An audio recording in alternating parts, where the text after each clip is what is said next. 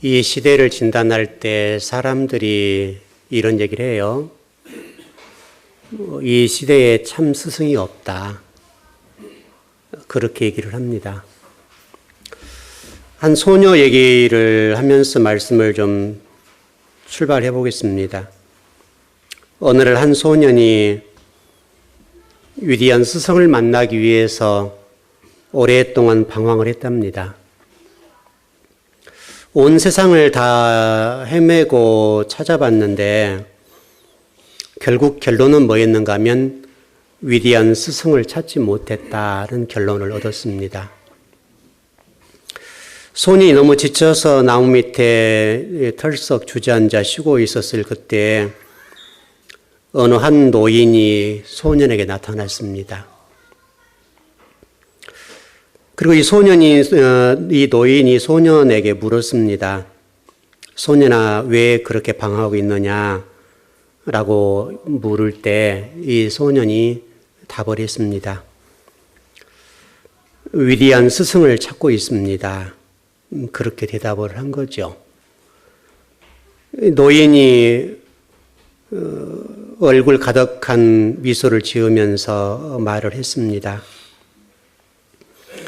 네가 찾는 위대한 스승이 어디 있는지 가르쳐 주마. 지금 곧장 너희 집으로 돌아가라. 그러면 한 사람이 신발도 신지 않은 채 뛰어나올 것이다. 그 사람이 바로 네가 찾는 위대한 스승이란다. 그렇게 답을 해줬답니다.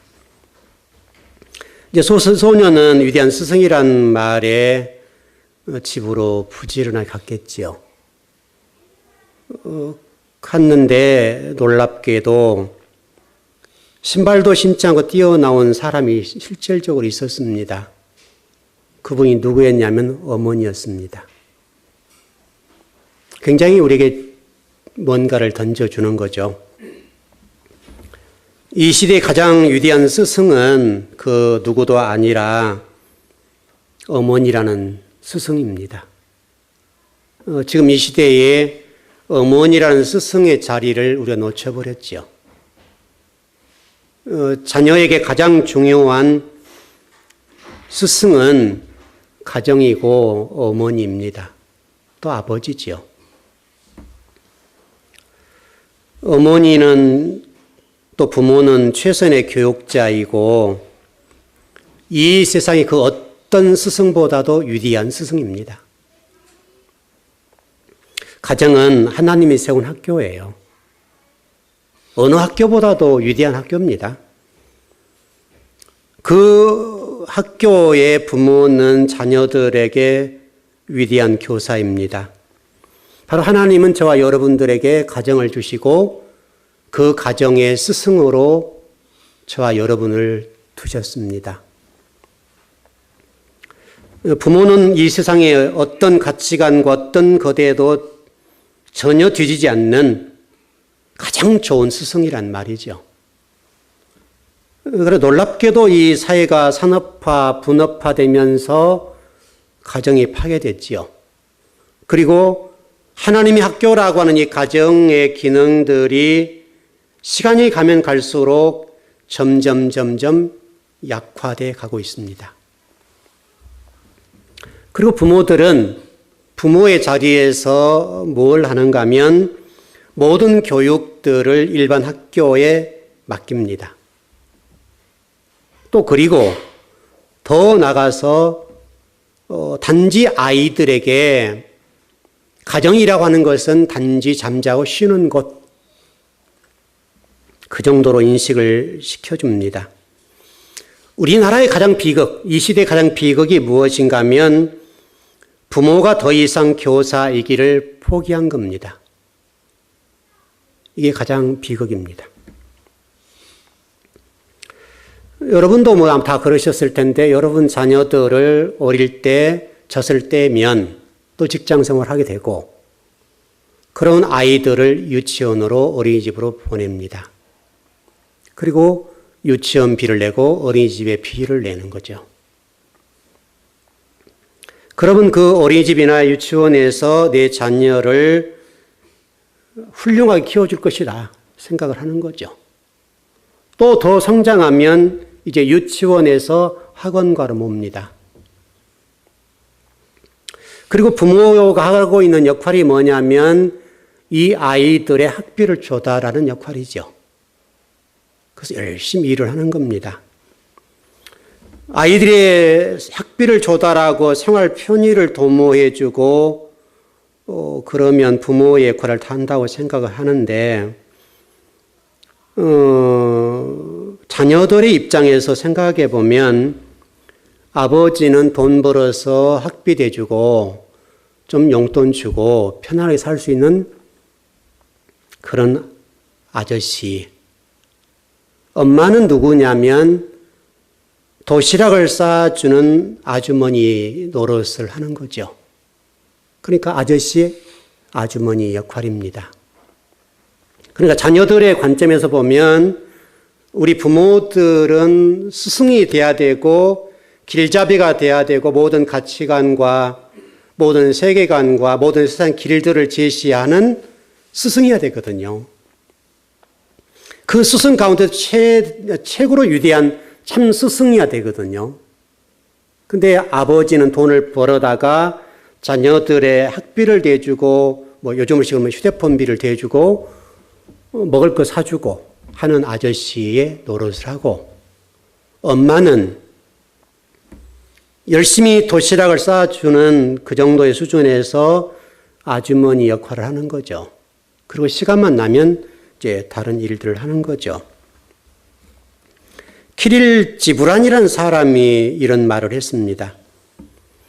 부모는 활이요 자녀는 화살이니 하나님께서 궁수가 되어 목표 지점을 향해서 멀리 당길 때 그 화살은 관역을 향해 나아간다. 부모가 활이라는 거죠. 단지 자녀는 화살촉에 불과하다 그 말이에요.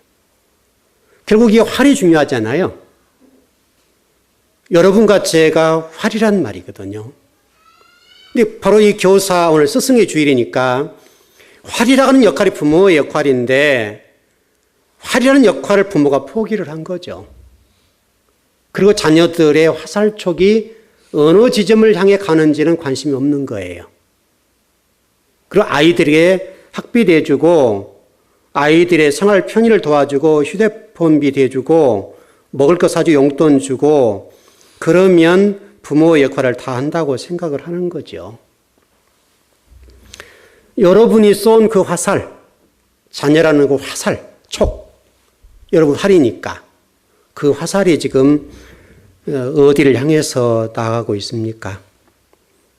그 화살촉이 세상입니까? 아니면은 하나님을 향해서 날아가고 있습니까? 하나님은 분명히 저와 여러분들에게 스승이라고 하는 위대한 그 사명을 주셨습니다. 그러나 우리는 지금 그 스승이라고 하는 그 사명을 망각하고 우리의 모든 교육들을 학교와 학원가에 맡겨서 아이들이 성장하기를 기대합니다. 실질적으로 보게 되면 부모가 하는 일이 아무것도 없는 거죠. 모든 사람들을 돈으로 이게 하는 거잖아요. 그렇게 해서 우리의 자녀의 교육을 다른 사람에 의해서 100% 맡기는, 위탁을 하는 거죠. 예수님께서는 말씀하시길 모든 족속으로 제자를 삼으라고 말씀을 하셨잖아요. 중요한 것은 지금 성경 전체적으로 볼 때도 하나님 말씀은 무엇보다도 가정이 중요하거든요. 특별히 우리 자녀들. 이 자녀들의 미래는 여러분보다 훨씬 더 중요한 거죠. 하나님 관점에 보게 되면 우리 미래인 이 자녀들이 어떻게 성장하고 어떻게 키워질 것이냐에 따라서 하나님 나라의 미래가 달라지거든요. 근데 우리는 지금 돈 버는 역할에 충실하고 그 모든 사명들을 학원 선생님과 일반 학교 선생님들이 다 맡긴 거예요. 위탁을 한 거예요. 여러분, 위탁했다는 이 의미를 잘 생각을 해보면 이게 쉽지 않은 얘기겠죠.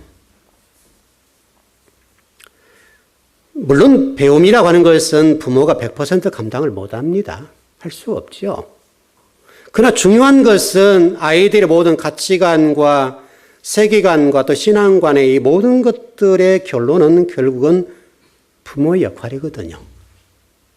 부모가 참 스승으로서 그 역할을 어떻게 할 것이냐에 따라서 자녀의 미래는 달라지거든요. 그러니까 지금 여러분의 자녀들을 화살촉으로 보고 아이들이 지금 어느 지점을 향해 가고 있는지를 보면 여러분이 화살로서의 부모의 역할을 잘하고 있는지 못하고 있는지를 볼 수가 있지요. 그것을 점검해 보자는 거예요. 물론 교사라는 관점에서도 그분도 선생님들이시죠. 스승이시죠. 지금 우리가 정말 알고 싶은 것은 우리의 자녀들을 위탁한 그 선생님들이 여러분의 자녀의 인생을 책임질 수 있냐 이거예요. 제가 보기에는 누구도 책임 안 져요. 책임 없어요. 결국 그 책임은 우리의 몫이에요. 여러분 그건 부인할 수 없잖아요. 부인할 수 없는 사실인데 그럼에도 불구하고 우리는 여전히 앞으로도 내 자녀의 모든 양육권에 관해서 모든 스승으로서의 그 사명의 모든 일들을 누군가에 위탁을 할 거라고요. 그리고 하나님께 기도할 거 아니에요. 하나님 내 자녀에게 복을 주십시오 라고 기도를 할 거라고요. 정말 우리가 그렇게 해서 우리 자녀들의 미래가 열릴까? 정말 우리 자녀들이 이 정도 된 것만 해도 기적이죠. 정말 하나님이 우리를 불쌍히 여기셔서 그래도 어떤 수고가 있기 때문에 이 정도라도 하나님의 은혜를 주신 거예요. 이 스승의 주의를 맞이해서 한번 우리가 돌아보자고요.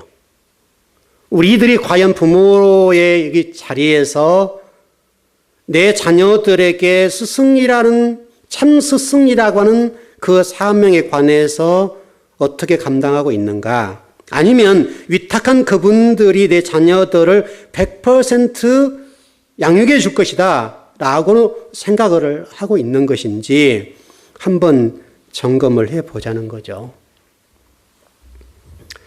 우리가 물질이라고 하는 이 물질 만능주의, 자본주의 시대에 살고 있기 때문에 물질을 무시할 수는 없습니다. 물질이 필요하죠. 그러나 물질이 중심이 되면 내 자녀의 화살촉은 여러분이 기대하지 않고 원하지 않는 방향으로 분명히 갈 거라는 거죠. 그러면서 우리는 자녀들에게 요구를 하죠. 너는 왜 그러니? 라고 요구를 할 거 아니에요? 문제는 활이 문제잖아요. 활이 문제인지 자녀들이 날아가는 그걸 보면서 자녀들에게 야단을 치겠죠. 자녀들은 그러잖아요. 엄마 아빠하고 나 함께 있는 거 그게 좋잖아요. 무엇보다도. 그러니까 우리의 모든 자녀들의 교육을 위탁하고 다 맡기면서 이 아이들이 훌륭하게 될 것이다 라는 기대는 접은 것이 좋아요. 이미 접어야죠. 가정에서 우리 자녀들의 교육이 이루어지지 않는다면 그 누구도 책임질 사람은 없어요. 그래서 하나님 오늘 스승의 주일을 맞이해서 특별히 가정의 달인데 저와 여러분이 우리의 가정은 참 교사로서 참 스승으로서 우리의 자녀들을 어떻게 양육하고 있는지 한번 돌아보자 이거죠.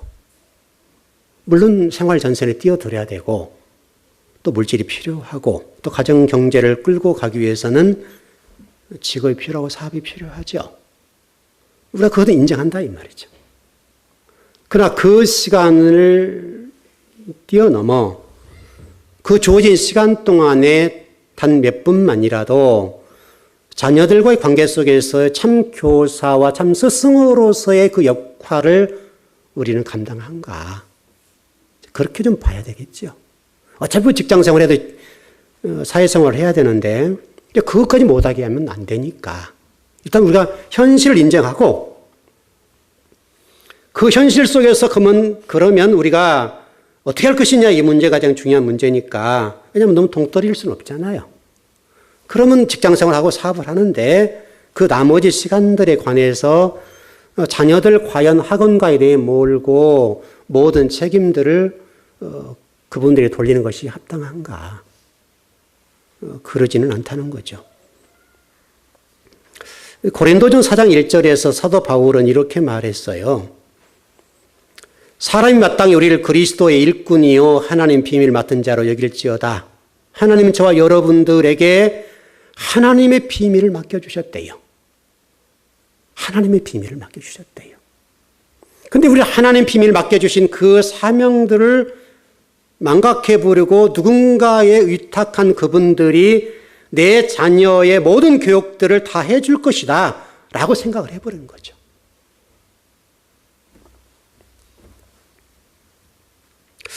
제가 전번에 어느 분과 대화했는데 이번에 기억이 잘 나지 않는데요. 이런 생각입니다.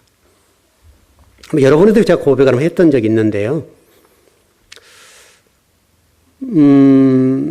저희가 시골에 수몰지구에 살았다가 댐이 건설되면서 수몰지구에 나왔죠. 제가 중학교 3학년까지 다니고 시골에 나왔습니다. 고향을 잃어버린 거죠. 그때 저희 아버지가 굉장히 명석하신 분이고 똑똑한, 그때 당시로는 천재라는 소리를 들었어요. 근데 어떻든 그 시대적인 그 상황이 있으니까 아버지 가방 들고 다닌 사람들은 다 공무원, 옛날에 교사 공무원이잖아요. 그런 분들이었어요. 근데 아버지는 사범학교를 군 단위에서 혼자 합격하셨는데 졸업을 못 하셨어요. 그러니까 이게 사회생활에 방황이 된 거죠. 그랬던 동네에 이장을 하셨는데요. 그 당시 저희 동네가 이제 수몰지구가 되었으니 면 단위가 수몰이 됐으니까 물이 잠기는 거죠. 그때 이제 그 군과 기관과 관계 속에서 땅 문제, 그 다음에 유실수 문제 이런 것들 다 점검하잖아요. 그래서 보상을 해줄 때입니다. 아버지가 글씨만 이렇게 좀 써도 몇십 배 훨씬 많은 돈을 벌 수가 있었죠. 이장이니까요. 모든 것은 아버지 손에 의해서 작성되는 때거든요. 다른 분들은 점수 더 해줬어도 우리 거는 한 푼도 더 안 하지 않더라고요. 그게 제 인생을 살아가는데 상당히 도움이 됐어요. 상당히 중요한 교육이죠. 아버지가 그렇게 했으면 우리는 훨씬 더 잘 살 수 있었단 말이죠.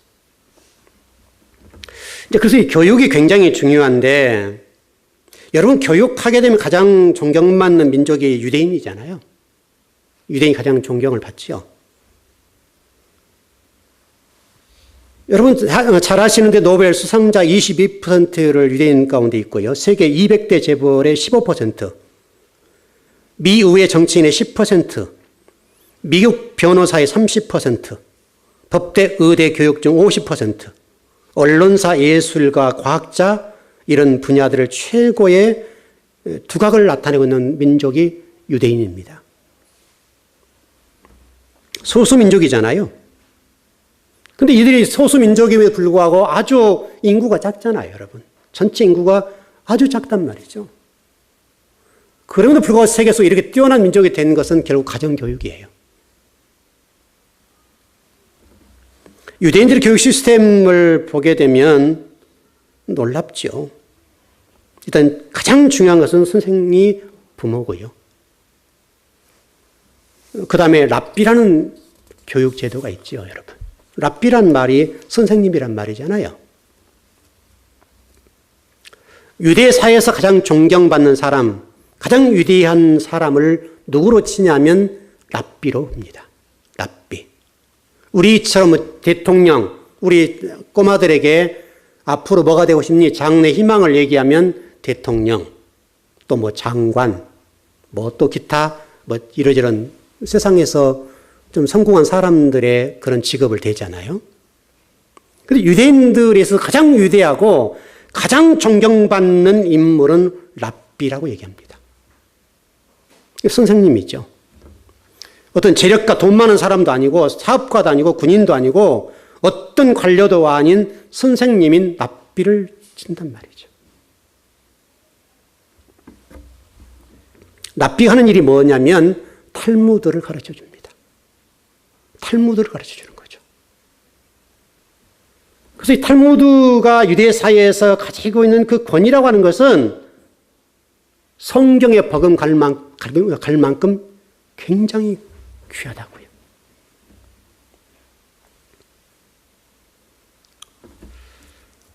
오늘 또 우리 학교, 교회 교사들도 계시고 그러는데요.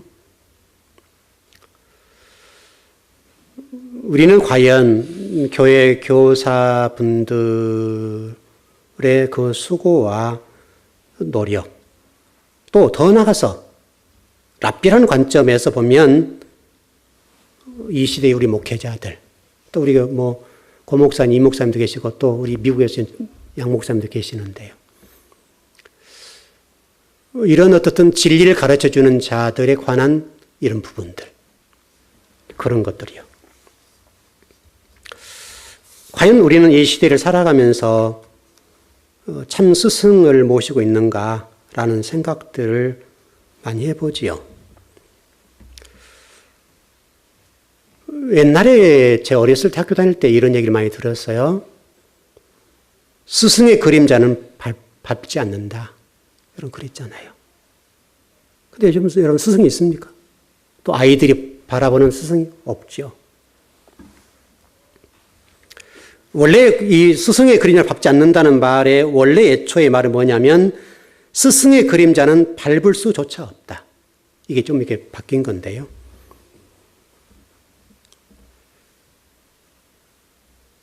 과연 이 시대에 우리의 참된 스승은 존재하는가? 일단 부모부터 시작해서 전체를 얘기를 하는 겁니다. 우리가 지금 이 시대를 살아가면서 우리 가정들을 한번 돌아봤으면 좋겠고요. 또 우리 부모의 자리, 또 위탁된 우리 선생님들을 생각해보는 그런 시간이 된다면 얼마나 좋을까. 그런 생각을 좀 많이 해봤습니다. 왜냐하면 5월달이 또 금방 지나갈 거 아니에요? 우리는 5월에 가정의 달을 맞이해서 또 스승의 주일을 맞이하지만 실질적으로 그냥 이렇게 지나가는 거죠. 아무 생각 없이 지나가죠. 우리가 좀 적어도 내 자신을 돌이켜보면서 내가 활이라는 사실을 잃지 않고 이 활에 쏘아진 그 화살이라는 그 촉, 그것이 어디를 향하고 있는지를 한번 보자고요. 여러분 오늘 예배를 드리면서 그거 하나만 좀 생각해 본다 하더라도 시간을 허비한 건 아니겠죠. 결국 여러분이 화살을 당긴 대로, 여러분 화살이라고 하는 그 화살이 되어진 대로 내 자녀는 지금 어딘가를 향해 가고 있을 거니까 그 화살이 지금 어디를 향해서 가고 있는지를 봤으면 좋겠어요. 제가 설교를 준비하면서 오늘 원래 지금 이 글에 써온 글들은 원래 설교 제목이 없었던 건데요. 제가 좀 스승의 주일이어서 다시 좀 정리를 해서 온 거고요. 원래 오늘 지금 11장 공부하려고 그러는데 아마 다 하지는 못할까 조금 아마 들여다 말 것 같아요. 근데 어느 분이 설교한 설교문이 있어서 제가 카피를 해왔습니다. 이렇게 설교를 하셨습니다. 아주 우리나라에서 내노라 위대하신 분인데요. 또 우리나라에서 최고 큰 교회를 가지고 있는 분이 설교를 하신 거죠. 이렇게 설교를 했습니다. 오늘날 많은 사람이 두려움에 떨면서 산다. 실직하지 않을까, 병에 걸리지 않을까, 무엇을 마시고 먹을지 걱정하면서 중략. 그러나 하나님은 두려움에 떠는 사람과 함께하지 않는다. 하나님을 믿는 사람은 두려워할 필요가 없다. 하나님을 믿은 모든 길이 열린다. 여러분 어떻게 생각하시나요? 물론 맞는 부분이 있죠. 그러니까 예수 믿음 만사 형통이라는 말이잖아요. 결론은 그렇게 정리가 되는 건데요. 여러분과 제가 예수님을 지금 믿어오고 있고 믿고 가고 있는데 어떻게 만사 형통하시던가요? 그냥 기도만 하면 착착 이루어지던가요? 어떻게 보면 더 불통이 많죠. 막힌 게 훨씬 많죠. 하나님이 저와 여러분들을 하나님의 사람 말씀들로 만들기 위해서 얼마나 우리에게 불통되게 한 게 많아요. 막히게 한 게 훨씬 많다고요. 마치 미디안 7 족속들을 내 앞에 두어서 그 7 족속들 하여금 처절하리만큼 우리에게 깨지게 만드는 거죠, 우리를. 그러니까 7 족속들을 우리 앞에 두신 것은 여호수아를 통해 말씀해 주셨던 것처럼 너 여호수아야 저 가나안 땅을 점령할 때 7 족속들을 진멸해라. 진멸, 멸절. 그런데 짐승과 그 아이들뿐만 아니라 노인들과 모든 것을 진멸하라. 이만큼도 남겨놓으면 안 된다는 거예요. 여러분, 하나님 이 정도로 잔인한 분인가요? 이 말을 가나안 땅에 있는 그 7 족속들이 원수이기 때문에 그렇다라고 우리는 보진 않잖아. 이미 공부했으니까. 곧 그 얘기는 우리 마음 땅 얘기고, 우리 마음 땅에 지금 진리 아닌 비진리로 자리 잡고 있는 어떤 것들에 관해서 하나님 들려주시는데 그 7 족속들을 철저하게 진멸해야 된다. 그러려면 하나님께서 뭐 어떻게 하시겠어요? 우리들에게 7 족속들을 붙이겠죠. 마음 땅 속에 붙이겠죠. 그러니까 하나님 믿은 모든 길이 열린다라고 얘기를 하니까 좋아요, 듣기는. 그러니까 교인들이 모였겠지요. 얼마나 은혜가 됐겠어요, 여러분. 여러분도 은혜가 되지 않아요? 여러분, 예수님 믿은 만사 형통이라면 얼마나 좋아요, 여러분. 아, 저도 좋겠어요. 때로는 그렇지 않을 때가 너무 많거든요. 예수님 믿으면 예수님이 저와 여러분, 다시 한번 우리 요한계시록 20장 결론으로 넘어갈 때, 제가 결론이 말씀드렸던 것처럼 요한계시록 20장의 마지막 결론은 저와 여러분이 말씀들이 되지 않으면 안 된다는 거잖아요. 창세기 1장 1절에부터 시작됐던 저와 여러분들이 말씀들이 돼야 된다는 그거. 성마으로 얘기하면 성전들이라는 복수들의 사람들, 다시 예수 믿는 사람들이 질비한데 그 질비한 사람들이 성소에 들려오는 하나님의 말씀을 듣고 지성소로 단수로 들어야 된다. 단수로. 한 사람씩 한 사람씩 진리가 되어 들어가야 된단 말이죠. 그리고 가나안 땅 다시 설명하면 그 지성소라는 곳은 전쟁하는 곳이거든요. 우리가 안식하고 그냥 편안히 누리는 것이 아니란 말이죠. 여러분, 가나안 땅이 우리 성막으로 얘기하면 지성소잖아요. 근데 그 지성소라는 곳을 그냥 무용 입성, 무열, 피 한 방울 흘리지 않고 들어갈 수 있다면 얼마나 좋았겠어요. 그러나요. 이스라엘 백성들이 얼마나 죽었는지는 모르지만 가나안 땅에 수많은 7 족속들을 죽였단 말이죠. 피 흘린 게 피를 흘리지 않는 것이 아니란 말이죠. 그 피가 누구예요, 여러분? 그 죽은 사람들이 누구냐고요? 우리 자신이잖아요. 우리 자신이 처절하게 죽은 거잖아요, 여기서. 하나님은 그 7 족속들을 통해 우리 자신들의 처절함, 다시 말하면 지성소로 들어가는 하나님 나라라고 하는 것은 바로 피의 진리의 부분들은 철저하게 피를 흘려 죽어야 된다는 거잖아요. 그게 여러분 요한계시록 20장의 결론이에요. 그 진리를 가진 그 자들만 하나님 나라라고요.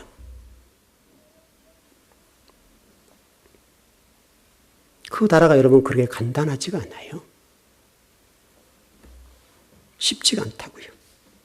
그리고 예수님 믿으면 모든 게 열리고 만사 형통하다고 하니까 너무 좋잖아요. 은혜가 되잖아요. 저도 은혜가 돼요. 읽어보면. 저도 그랬으면 좋겠어요. 여러분도 그랬으면 좋겠어요. 그러나 실질적으로 불통된 게 너무 많아요. 왜 불통을 하라 가세요? 그 불통을 해야 우리 하나님을 붙잡잖아요. 그래 기도하잖아요. 그래야 하나님 의지할 거 아니에요. 여러분 모든 게 만사 형통하던가요, 여러분? 얼마나 불통된 게 많아요. 여러분 우리 교회 세울 때를 생각해봐야 간단하잖아요, 뭐. 만일에 교회를 세운다는 정말 어마어마한 가치잖아요. 얼마나 귀한 거예요. 그 하나님 이 교회 세울 테니까 하나님 도와주세요. 하나님 짠짠해서 딱 도와주던가요? 숨 넘어갈 때 한두 번이 아니죠, 여러분. 숨이 깔딱깔딱 하잖아요. 여러분 건축이 쉽던가요, 여러분? 매일 밤 돈을 생각해야 되고 어떻게 하면 이 돈을 메꿔야 될까 고민하잖아요. 여러분 아시는 대로 제가 생리가 6개인가 7개 빠져버렸잖아요. 생각하니까, 고민하니까. 여러분 얼마나 교회 세우는 게 좋은 거예요. 하나님 교회 세울 테니까 도와주세요. 믿고 기도할 테니까 도와주세요. 그래서 막 천사들처럼 사람 도와가서 그냥 돈을 착착착착착 통장에 집어넣어주면 여러분 얼마나 그렇게 한다면 여러분 교회를 이렇게 세웠겠습니까? 훨씬 더 좋게졌죠. 지하도 파고 더 넓게 터도 넓히고 그랬을 거 아니에요, 여러분. 그런데 하나님은요 그런 부분이 아주 침묵하시잖아요. 한 말씀도 안 하시잖아요. 숨 넘어갈 때 살짝 숨통만 열어주잖아요, 여러분. 탁 넘어서 죽겠다 할 때 살짝 열어주잖아요. 그러니까 애간장을 녹이는 거죠, 이게 정말. 쉽지 않단 말이죠. 자, 오늘 본문을 좀 결론만 좀 정리해야 할 것 같아요. 시간이 없으니까요. 일단 주보에 제가 다 올려놓을 테니까요. 일단 결론을 좀 잘 봤으면 좋겠는데요. 자, 오늘 요한계시록 11장은요. 정말 어려운 본문이에요. 이 요한계시록 11장은요. 해석이 너무 다양해요. 이 요한계시록 11장을 해석한 해설서들을 보면요. 다양합니다. 또 이것 때문에 2단, 3단도 나오고요. 교주도 나오고요. 또 자기가 또 감람나무라고 하는 사람도 나오고요. 또 자기가 증인이라고 하기도 하고요. 이게 보통 어려운 본문이 아니에요. 우리가 생각을 좀 많이 해봐야 될 본문이에요. 아마 여러분 나름대로 이 본문에 관한 나름대로 이미지가 있을 거예요. 있죠, 여러분에게도. 두 감람나무 누굴까? 또 신천지 누구예요, 그거? 네? 이만희라는 사람이 또 그 두 감람나무가 한 감람나무라고 그러니까, 그분이 그런다는데 정말 맞을까? 우리가 좀 잘못 아는 거 아닐까? 별 어떤 억측과 추측이 많죠. 그러나 분명한 사실은 우리 요한계시록 10장에서 설명했던 것처럼 다시라는 단어와 같이 다시라는 단어는 새롭게 알아야 된다는 거죠. 다시라는 단어가 헬라어 단어로 보면 그 뜻이 뭐냐면 새롭게. 여러분이 알고 있는 이 두 감람나무나 두 증인의 문제, 이 문제를 우리가 새롭게 알 필요가 있습니다. 이 두 증인이란 이 얘기요. 이건 보통 어려운 본문이 아니에요. 심사숙고해야 돼요. 그 성경의 나나주 가운데 난제해요. 이 본문이. 나나주란 말은 해석하기 어렵다. 그 말이죠. 그래서 수많은 억측들이 많죠. 해설이 많고요. 그 말은 곧 해석하기가 쉽지 않다. 그 말이죠. 또 이 내용들은 다니엘서를 이렇게 끌어와서 해석을 해야 되니까요. 다니엘서 보게 되면 1260일, 3년 반, 이런 얘기도 나오고요. 그 다음에 전 3년만, 후 3년, 전 환란설, 후 환란설. 예수님 재림하기 이전에 환란이 있을 것이다.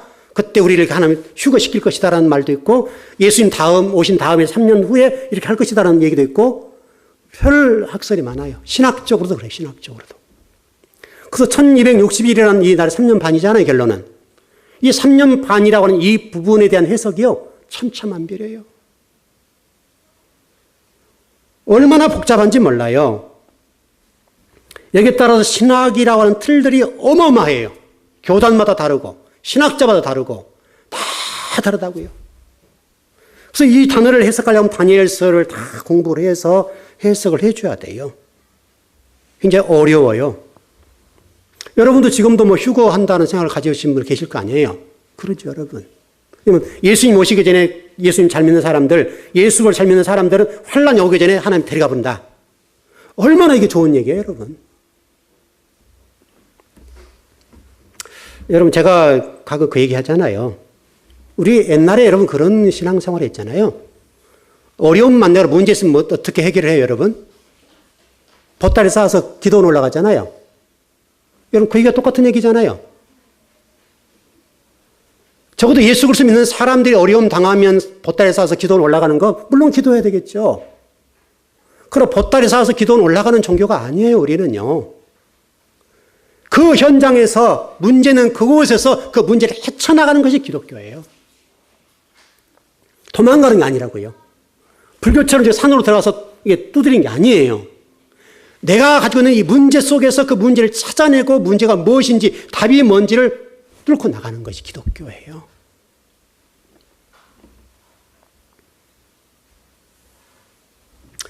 바로 이 본문 때문에 종말론이 흔들려요. 종말론이 왔다 갔다 해요.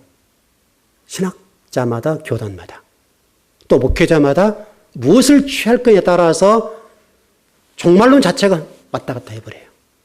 그만큼 어려운 본문이에요. 그래서 이 본문은 결코 쉽지는 않을 것이다. 그러나 또 그럼에 불구하고 또 설교는 해야 된단 말이죠. 이제 다음 시간에 결론을 맺어드릴 거예요. 이 본문은. 일단 여러분이 집에 가셔서 본문을 많이 읽어보세요. 그리고 관주 성경이 있으신 분들은 다니엘서를 좀 많이 읽어보세요. 다니엘서 이렇게 연결되어 있으니까. 물론 그렇게 해도 답은 나오지 않겠죠. 왜냐하면 학설도 많고 교단, 신학자마다 다르니까요. 그래서 어렵기는 해요. 그러나 우리는 좀 정확하게 성경적으로 풀어보자 이거죠. 그러나 어렵다고 이게 나눠주라고 해서 난제로 이해를 하는데 그러나 실질적으로 풀어보면 그렇지도 않아요. 그렇게 나눠주라고 보기는 좀 그래요. 해설이 다양했을 뿐이지 신학이 다양할 뿐이지 그동안에 잘못 해석한 거 다시 설명하면 제가 수요일날 금요일날 공부를 했던 것처럼 우리가 그동안에 성경을 풀어나갈 때에 이 원문이 아닌 다시 한번 히브리어나 헬라어의 원문이 아닌 사본의 주석서들을 동원하고 그에 따른 서적들을 동원해서 성경을 풀었기 때문 문제죠. 그렇잖아요, 여러분. 그러니까 사본을 중심으로 주석서가 나왔고 주석서를 중심으로 또 다른 해설설이 또 나왔단 말이죠. 수백 권, 수천 권이에요, 이게. 그 수천 권의 책들을 동원해서 성경을 풀어가는 거죠. 그러나 여러분, 사본은 사본이에요. 그래서 제가 인감증명을 여러분에게 설명을 드렸는데 인감증명 가운데 동사무소 인감을 띄워주면 인감증명이잖아요. 그것은 원본이잖아요. 도장이 딱 찍혀 있는 거. 그걸 복사하면 그건 사본이라고 그러는 거예요. 사본은 법적인 효력이 없어요. 그러니까 성경도 마찬가지로 이게 사본이에요. 사본이라는 말은 원문을 누군가가 베껴서 기록한 거란 말이죠. 베끼는 과정 속에 어떤 실력과 수준의 차이에 따라서 본문이 달라질 수가 있다는 거예요. 그래서 이 땅에 존재하는 모든 성경들은 히브리어나 헬라어를 빼고는 다 사본에 불과해요. 이제 바로 그게 기준이 됐기 때문에 어려운 거죠. 그리고 실질적으로 원문을 찾아서 공부를 해보면 좀 공부하기는 쉽지 않지만 그러나 그렇게 어렵지는 않아요. 이제 원문이 공부가 어려운 거죠. 우리가 익숙지 않는 것들이니까. 그래서 적어도 하나님은 우리에게 그 길을 열어놓으신 것은 사실이에요. 자, 결론입니다. 자, 오늘 이 가정의 달을 맞이해서 물론 이걸 성경을 공부하는 것도 똑같습니다만은 여러분들이 참 스승이 되셨으면 좋겠습니다. 그래서 가정을 정말 잘 세워서 여러분의 가정의 진리의 터 위에 참 교사의 자리 위에 여러분의 자녀가 세워졌으면 좋겠습니다. 잊지 마십시오. 여러분이 활입니다. 그놈들 때문이 아니라 그 교사 때문이 아니라 그 학원 때문이 아니라 나 때문에 내 자녀의 화살촉이 전혀 엉뚱한 방향으로 날아오던 사실을 잊지 않았으면 좋겠습니다. 기도하겠습니다.